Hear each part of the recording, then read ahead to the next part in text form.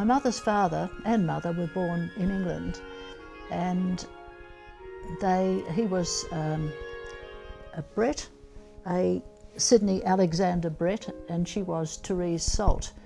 Her mother was born in Ireland, and she was a Hennessy. So the Hennessy, or the Irish blood, comes in there. The Hennessy's, apparently, according to the family law, were part of the Hennessy brandy crowd, but the money was never come down to my family, unfortunately. They married in England, and because my grandmother was a Catholic, she married a Protestant, which wasn't the right thing to do according to the Catholic Church, but however, they eventually moved over to France, and they lived in Paris, and he was a tailor, and he must have been very good because he set up a business which apparently was very successful, and he was a millionaire when the days when a millionaire was really something, not like it is today. They had their first child, and they went over, the first of 5 sons, they went over to England to the marriage of one of her sisters to an Englishman, and the child caught, I suppose it was flu in those days, and eventually died. So she had 5 more sons and 4 daughters. The sons were sent to England, and they were educated at an English college, and the daughters were educated in France at a convent. I met one uncle who lived and worked in New Zealand, and he had a very English voice, whereas my mother had a French accent till the day she died. And it was a most unusual combination, but they loved France. The 5 sons joined the French Foreign Legion when the First World War broke out, because they couldn't get into the British Army at the time. They were called the English Lions by the French, and there was a lot of friendly fighting amongst them, and eventually they managed to transfer to the British Army, and they all survived the war, which was marvellous as far as they were concerned, or as far as the parents are concerned. My grandfather bought a house at Jersey, and it was the most amazing looking place. I have photos of it. It was called the Darling, and this is for the boys to recuperate after the war. I can find the place where it was on a map, but I'd love to go to Jersey and discover just where I believe the house is there still, but that's where they recuperated. Where do we go from there? My father, born in Australia, for some unknown reason, I never thought to ask my mother. My father died when I was 11, so I really didn't know him very well when I look back. He took off from Melbourne and went to France, and he ended up working for my grandfather. And I can't understand what an Australian was doing travelling before the First World War, because that wasn't done. Anyway, they met, they fell in love, and eventually he moved on to America. I never thought to find out from my mother, why didn't he stay in France? Anyway, he proposed, and she went over with her mother, and she was married in America, and they honeymooned at Niagara Falls. Eventually, she had my sister Lillian. She was born in California. Then 2 years later, she had my brother Brett. They moved to New York, and the neighbours used to say that my mother was letting all the fresh air in and letting all the hot air with their air conditioning out. It was quite a joke, because the Americans were huddled up around their air conditioning, whereas she always loved her fresh air, which was used to, as with my father. They had a black maid, and she didn't turn up for work, and her sister rang and asked my father to bring her uniform back to her, as she was very ill.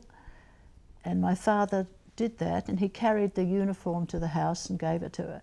And apparently she had typhoid fever, and my father must have picked up the germ or whatever off the clothing.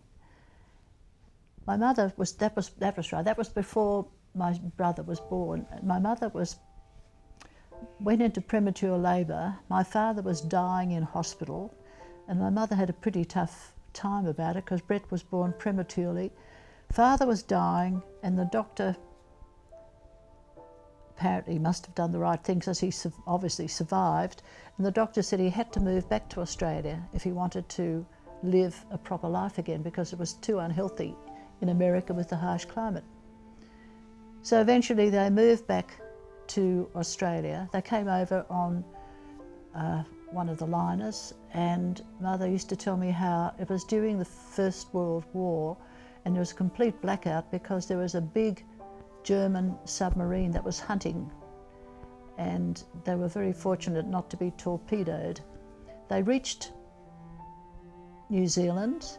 My father got off to stretch his legs, and he was grabbed by the New Zealand Army because they were recruiting everyone for the war, and he managed to get out of that because he was ill. They arrived in Melbourne, and the first thing my aunts, my father's sisters, said to my mother was, "You've never worked in your life," because she had good hands and beautiful French clothing. And I think they were a bit unpleasant, pretty unpleasant to her. But anyway, they eventually moved back to Sydney. But that was coming down through that side. My father's father was a James Lake, and he married Eliza, and they had, I think, 2 sons and 2 daughters. And he worked. The story was that his father, John Lake, when he was a youth, he went to America on a ship, and he played the ukulele or some instrument in front of President Lincoln. There's all these lovely stories that came from a cousin in Melbourne. Then he eventually arrived in Australia, and he worked for the railways, and he was instrumental in getting the 8-hour week for the railway people. It's all gobbledygook history a bit because nobody actually knows, but he was instrumental in helping to get a decent hours for the railways in Victoria. I was born in Mossman, 13th of August 1928. I was born in Raglan Street, Mossman, on a horsehair mattress. In those days, horsehair was the best mattress because I think the other ones were kapok or something. It was firm and it was good for your back. And one of my mother's neighbours came in to see me, and eventually, many years later, she was the one that came and taught me music.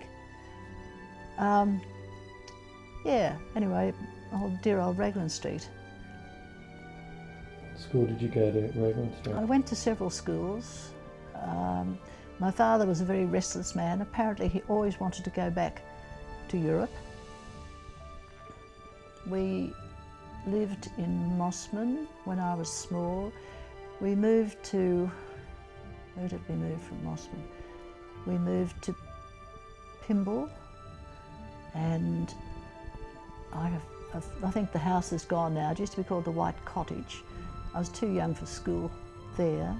Then we moved to another part of Pymble, and I used to look out. I remember when I was only very young, looking out of the window, watching the rabbits jumping around the grounds of PLC and listening to the Fairy Godmother on 2CH. Goodness gracious, that's a long way back. Because you can't see PLC from the house. The house is still there, but you can't see it because there've been a new housing area has gone up between them. Then we moved back to Mossman. My father became ill, and we were living in Arimba Road, and apparently he went to hospital from there and he died at North Shore Hospital. He'd always had trouble because of the typhoid fever, had weakened his bowels, and apparently this caught up to him in later years. So he died at North Shore Hospital. So Mother had an old friend who suggested she went into business, because Father was not a very good businessman and hadn't left her much. So she went up to Lane Cove and opened a delicatessen, and my sister gave up her job and she went to work with her. And she was very popular because somewhere along the line she'd become an excellent cook, and she had a special touch with the delicatessen, the food, because she had the background of French cooking, although she never cooked in her life before she married my father.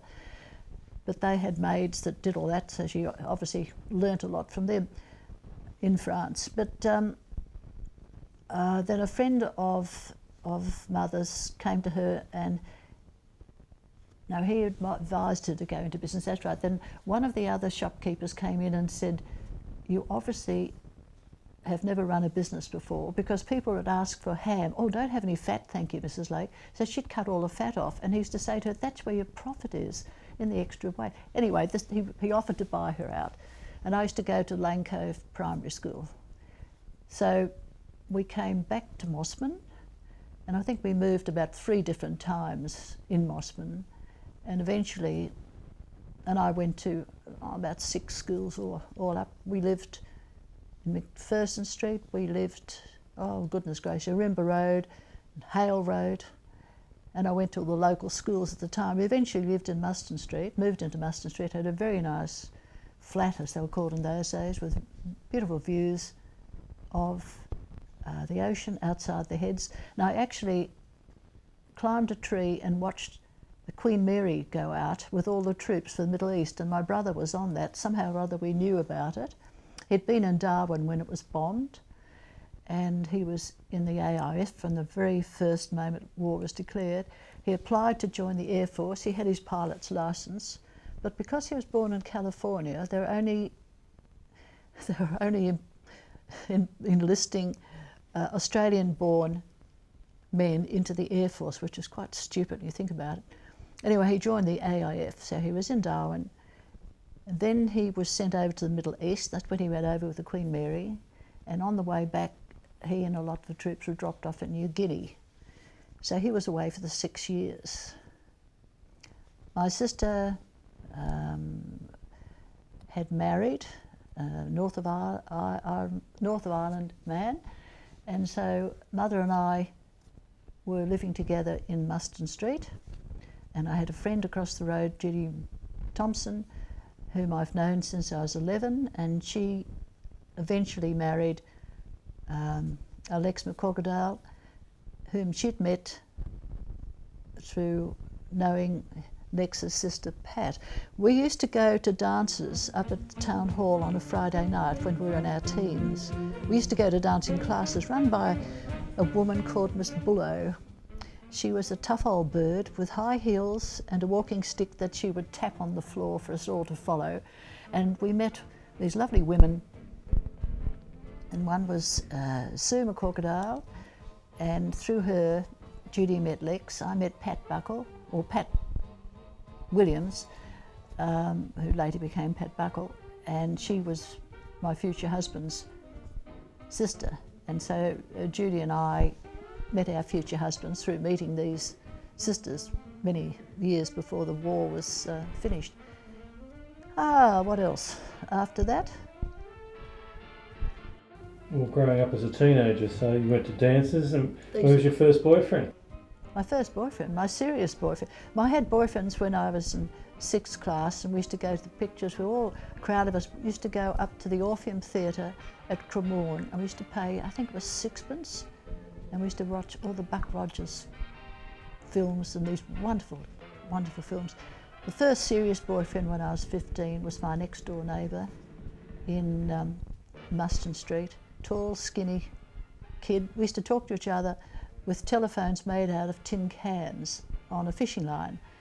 And his name was Bob Oatley, and I used to watch him fixing his boat in the garage or fiddling around with the cars, and his best friend Bill Buckle used to come in, and Bill went on to be Buckle Motors, and Bob went on to be Rosemont Wines down the track, and by then we'd had our own boyfriends and girlfriends, and the little girl up the street used to come down after school and watch Bob with adoring eyes. That was Rosemary, and they married down the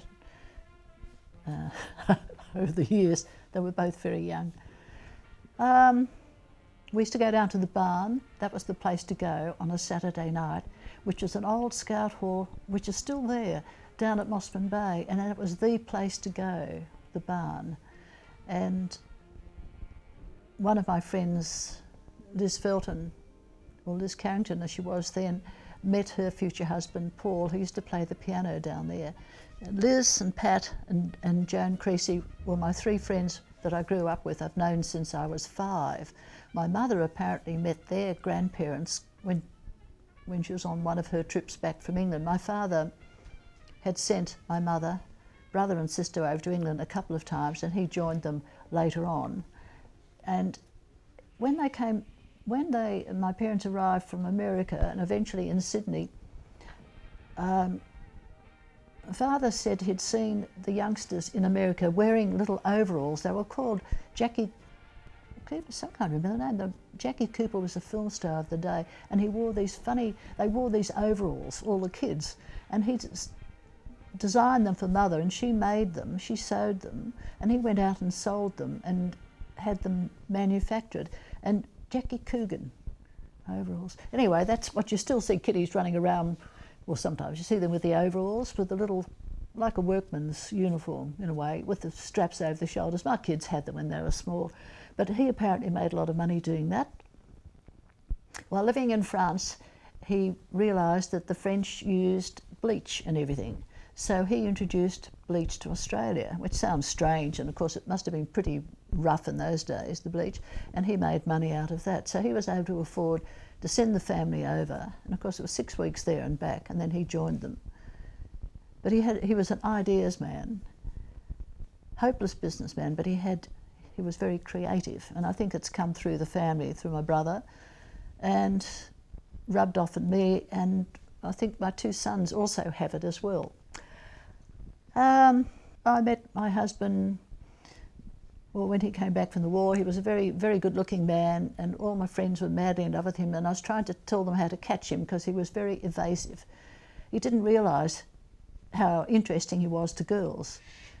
During the war, he'd been the youngest captain and the youngest major in the Australian Army at one stage.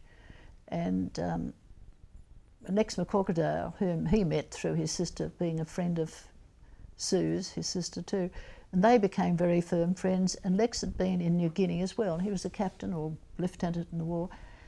And eventually down the line, they both became partners in their own accountancy firm, which started off with just 2 of them and gradually merged with another 6, and then they became, down the track, by merging a few times, they came the 6th biggest in the world, which was really something. They often laughed about how they'd go into King Street in the city on a Saturday and paint the office.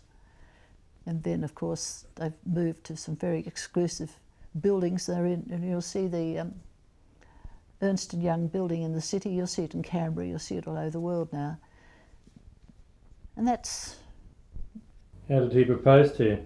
Oh, we went up to, I think it was Long Reef, and it was quite romantic. And he proposed, and he said, well, don't answer me now, I have to go interstate, I'm going up to do the Norco audit. Don't tell me now, tell me when I get back. So that's what I did. What about his family? His family, his mother had come to Sydney to the engagement of a very good friend of ours, a friend who was at school with Pat and with Sue, Pat Williams and Sue McCorquodale, and I knew her from the town hall days, and she came up and I met her there, and she told Bob after that meeting that I was the girl that he should marry, which was, so it's nice to know you have your future mother-in-law's approval. They were a lovely family, the Williams family. Rose married Hartwell Williams, dreadful name. He was the only son of Charles Norman Price Williams, who married Helen Mill. They had one child, it was Hartwell Williams, Bob's father, and he always said the joke was, she was a prim and proper woman. She always wore a funny little toque hat and was quite unapproachable, and they reckon even by the father, who had a Gaiety girl as a mistress in Melbourne. And I even have some cups that were handed on to me through the family from this Gaiety girl. But Hartwell Middleton Williams married Rose Schultz, and Rose was the daughter of, oh goodness gracious, hard to remember who they were, of, oh, who was the mother? I can't remember the name of the mother, but her father had a German name of Schultz, and Bob said he was the most English gentleman you could ever meet. He had a wholesale meat, he sold wholesale meat at the meat markets, and he was a very wealthy man and had a beautiful big home, and the family, the grandchildren used to go and visit, and he would send them down to the cellar to bring out the lemonade, because that was the greatest drink that the kids could have. That was the fizzy lemonade, was something you only had if you you had a lot of money, and apparently he did. But yeah, but anyway, they lived in Melbourne, and then Bob's father was transferred as head of the. Bob and his brother Geoffrey went to school, went to Scotch in Melbourne, and then his father was transferred to Sydney to run the insurance company for New South Wales. So they came up, and Bob went to grammar, which he hated, after the beautiful grounds of Scotch College, to go to poor old grammar. And then when he was 15, his father said, "I've got a job for you," and he took him out of school and put him in an accountancy office. And then pre-war, his father said he should join the militia because there was going to be a war, and he should get into the army beforehand as a part-time and to get a commission. And so that's what he did. That's why he became, I think he loved the army, and that was only part-time. And pre-war, they used to march all around Mossman. The headquarters was above a shop in Mossman at Balmoral Beach. Many years later, when I was in the Women's Air Training Corps, that's where we used to train, and we used to do aircraft recognition and all these exciting things and march all around the streets of Mossman. I had to lead them. I was a drum major or something interesting, and we're all waiting to turn 18 so we could join the Air Force. I'd been in the Girl Guides. Judy Thompson and I joined the Girl Guides, and I found it extremely boring, and I must have expressed my feelings because it was suggested perhaps there were better things for me to do. Judy stayed on, and she went right through from patrol leader to commissioner, and she still belongs to a very exclusive group of women who were guide commissioners. But to me it was so boring. With my friends that I've known since I was 5, we used to play in the bush. We'd have our adventures in the bush, and that was great, and that was fun. And we used to explore the dungeons that were down at Middlehead. We still talk about those days, and we used to go all around Balmoral and swim. And every day we could, in the school holidays, we'd live down at Balmoral Beach. It was a good childhood. None of us had any money. When I was working, my mother bought me a bike, a Malvern Star girls' bike, and that was the greatest present I'd ever had in my life. I think she paid it off at 2 and 6pence a week or something, but I was the only one that had a bike, and I rode everywhere on that. It's something people accept today, or the kids accept. The children today want a car when they're old enough to get a licence, but that bike was simply magic for me. And then, what else? First job. A friend of my brother's had an engineering firm out at Chippendale, and he asked me to go, and I was the junior, and I used to go out and buy the lunches for everybody.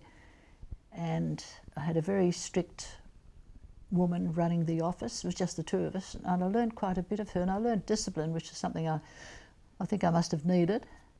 And then other friends of my mother's had an office in the city, and I was asked would I like to move on down there, because I was getting a bit tired of being stuck out of Broadway because it was too far. You couldn't go to the city for lunch, and there's nothing very interesting up there.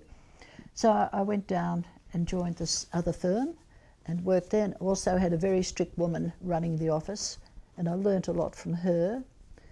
And then when I was, because I left school at 15, and when I was 18, I joined the MLC where my friend Judy Thompson was working.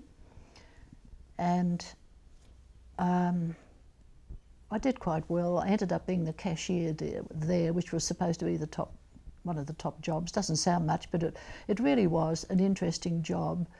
And we had to balance the last 5 pence before we could go home.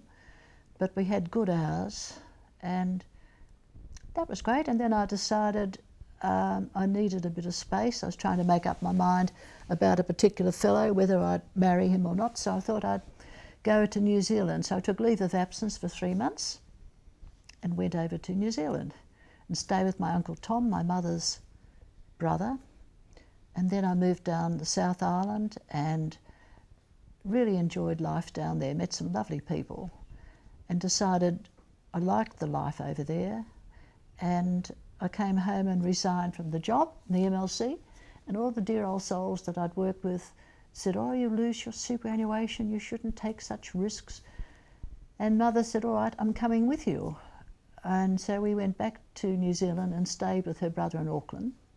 Then we went down and we got a flat in Christchurch, and I had a very good job in the SIMU insurance company. I was sent to do a course on computers, not computers, what were they called in those days? Oh, another name for them. And I had my own office and my own staff, and I ran the accountancy section.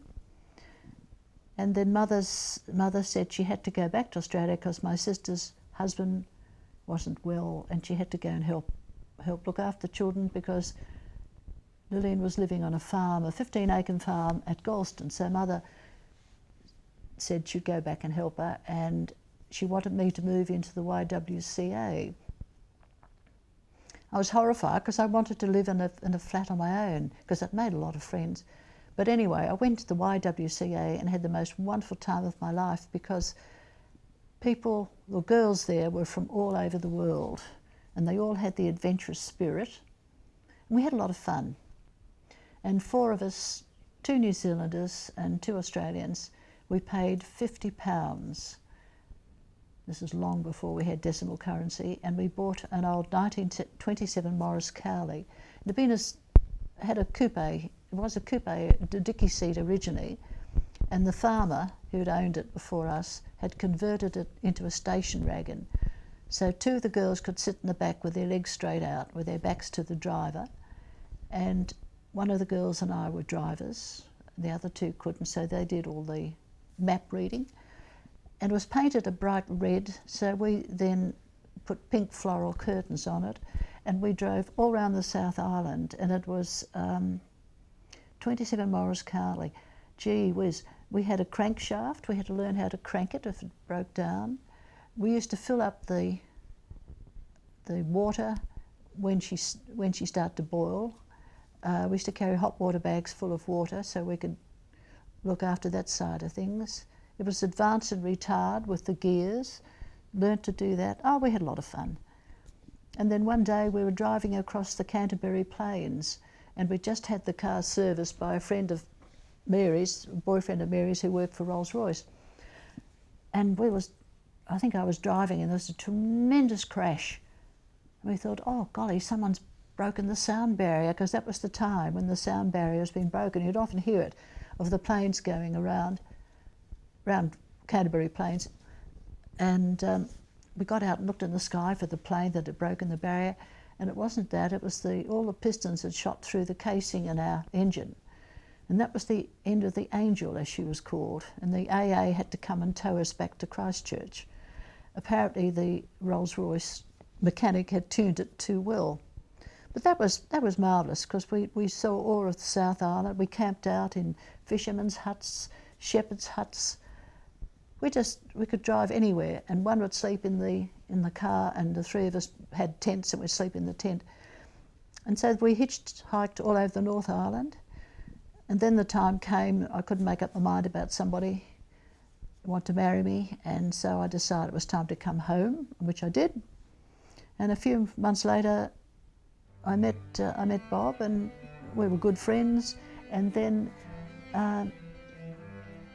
all our friends who were married off all tried to get the two of us together, and we weren't having any of that. We were just good friends. And then suddenly something clicked, and there we went. We got married. Yeah, we were married at St Augustine's Church, Neutral Bay. I think it was about 1958.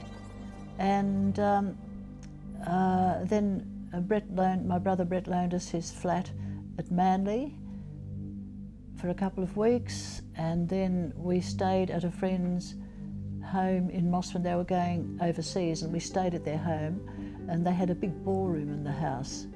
We had a couple of weeks there while they were away. Then we moved into my mother's flat, and we bought a block of land at West Pymble. My brother was a builder. Well, he wasn't a builder, he had a building firm, and my brother couldn't hit a nail straight. He was very artistic, creative and imaginative. He wrote extremely well, but he could see the future of things, and he decided the building industry was the one to go into after the war. There were no bricks, so he bought a block of land at Harbord, and a man that didn't know how to use a hammer properly, started making concrete bricks with moulds, and then he sold the bricks to builders because bricks were short. And from there he went on to building houses, or getting people to build them for him, but it was his business. And all around the North Shore and the beaches you'd see these iridescent signs saying another lake home, and that's what he was doing. And he built, when the demand was slacking off, he started to build home units. He could always see a need for something. He built another lake home, and a whole group of us built here the same time, around about 52 years ago. And the house has been marvellous as far as I'm concerned. We're both very happy, and every time we'd have a look round about moving, we'd come back and add another piece onto the house. And we have neighbours that are still here after 50 odd years, and we've got a very close friendship with them. Some have moved, but they moved interstate for family reasons, but they come back to Sydney and we all get together again, and we still correspond by email and what have you.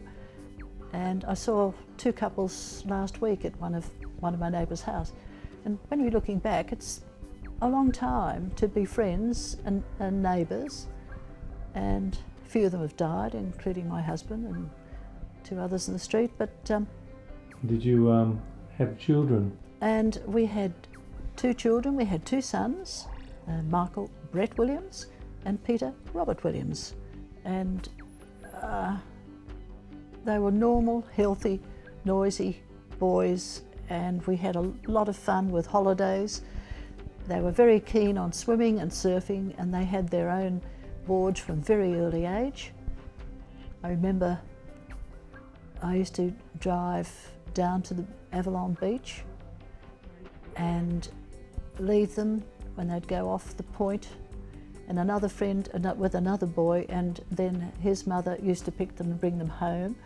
And it was frightening watching them go into the sea from the point with all the rips and what have you, but they knew what they were doing, and they've been keen surfers ever since.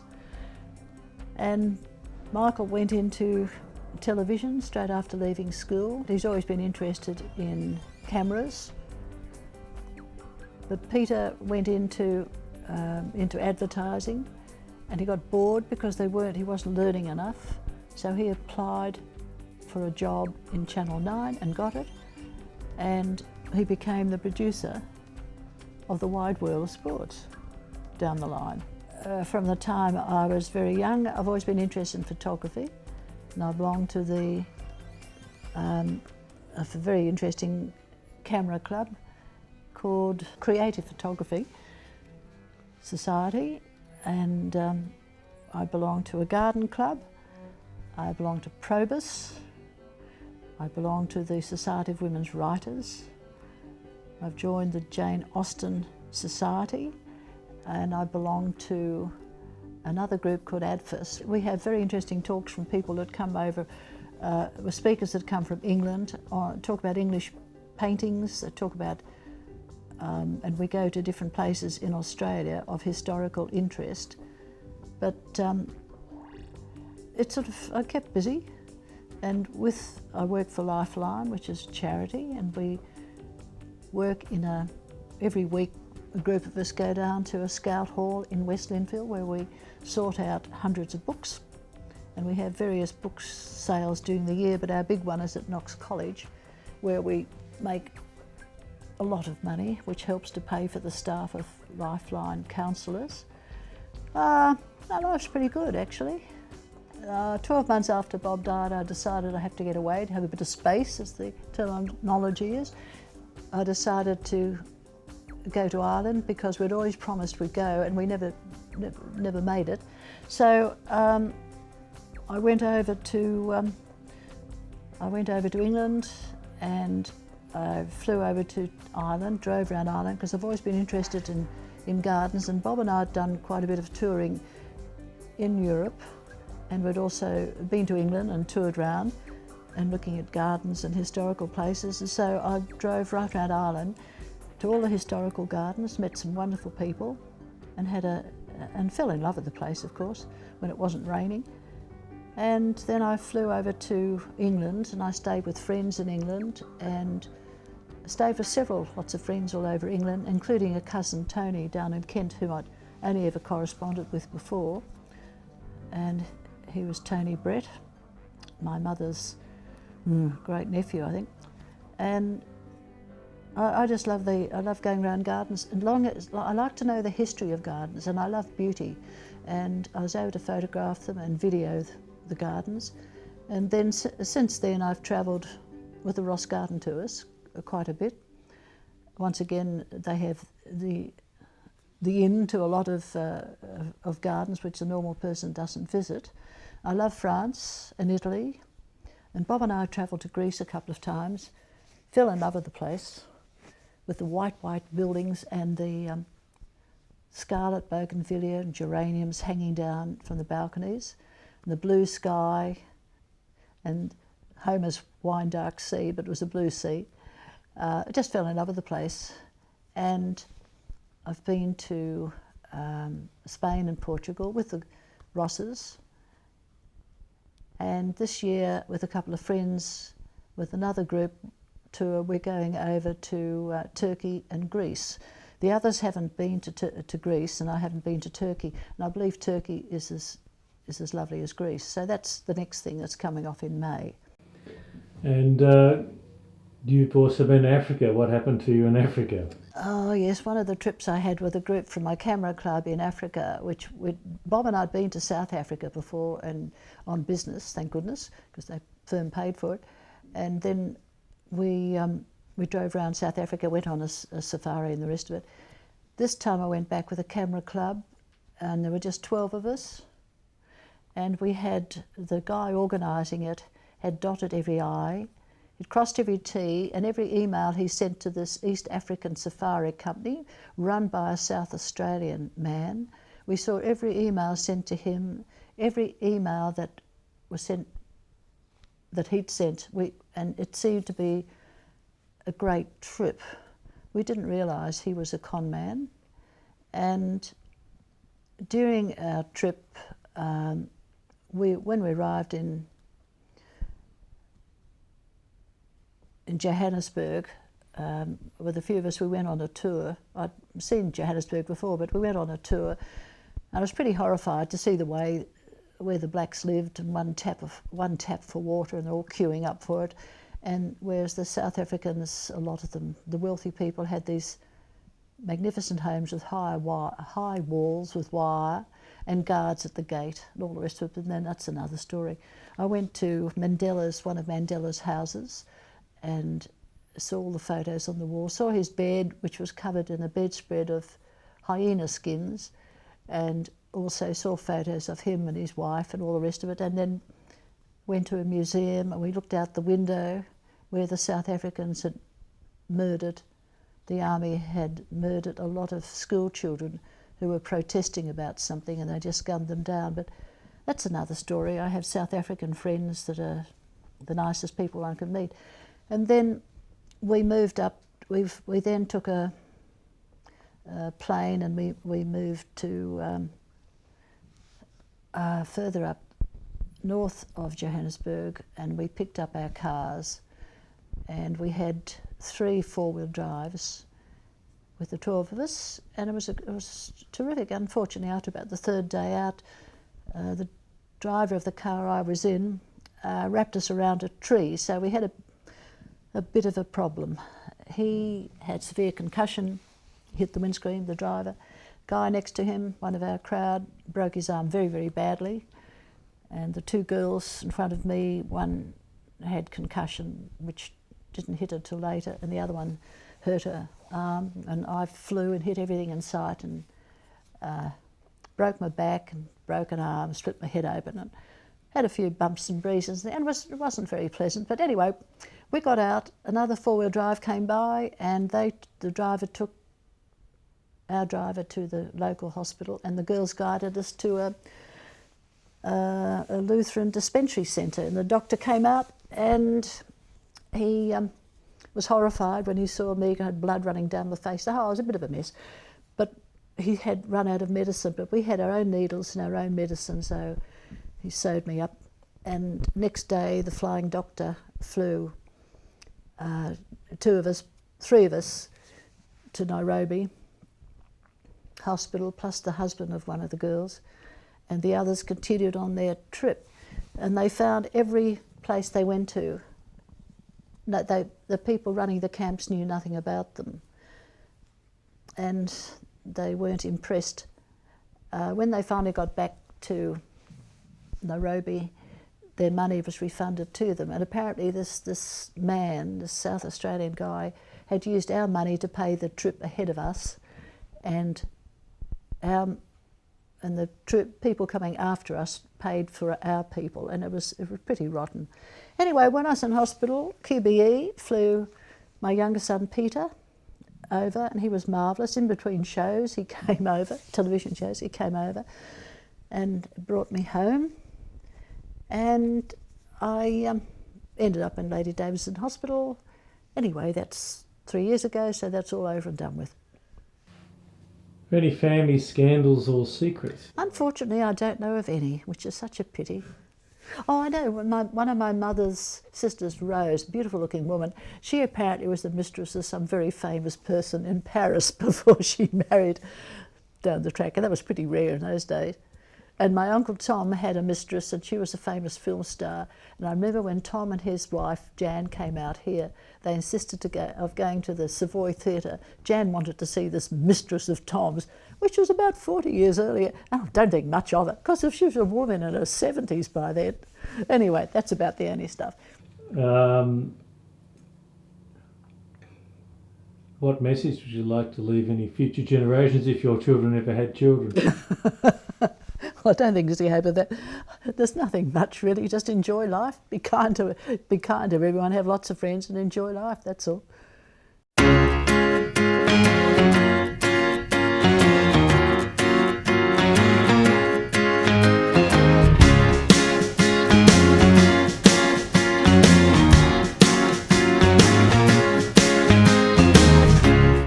I'm not surprised, not everything lasts. I've broken my heart so many times I stopped keeping track. Talk myself in, I talk myself out. I get all worked up, then I let myself down. I tried so very hard not to lose it. I came up with a million excuses. I thought of every possibility. I know someday that it'll all turn out. You'll make me work so we can work to work it out. And I promise you, kid, that I'll give so much more than I get. I just haven't met you yet.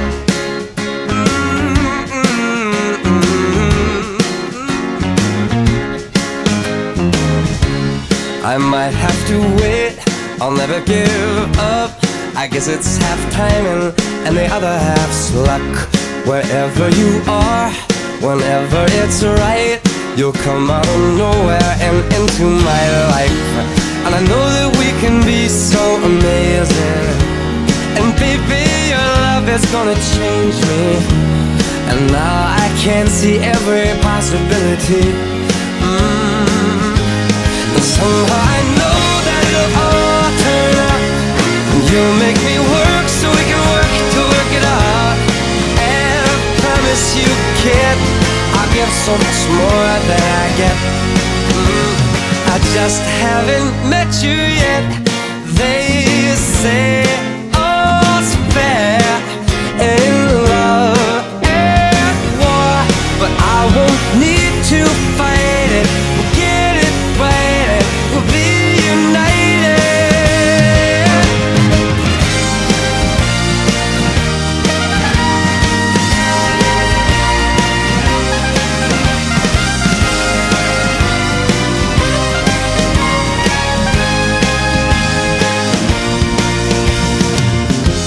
And I know that we can be so amazing.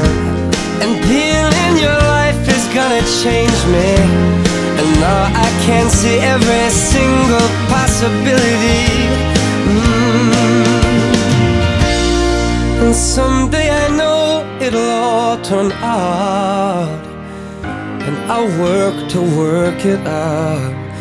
Promise you, kid, I'll give more than I get, than I get, than I get, than I get.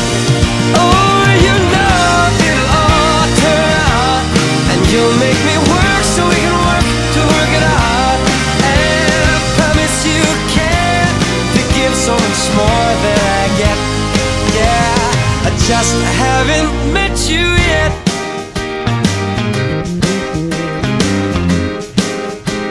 I just haven't met you yet. Oh, I promise you can to give so much more than I get.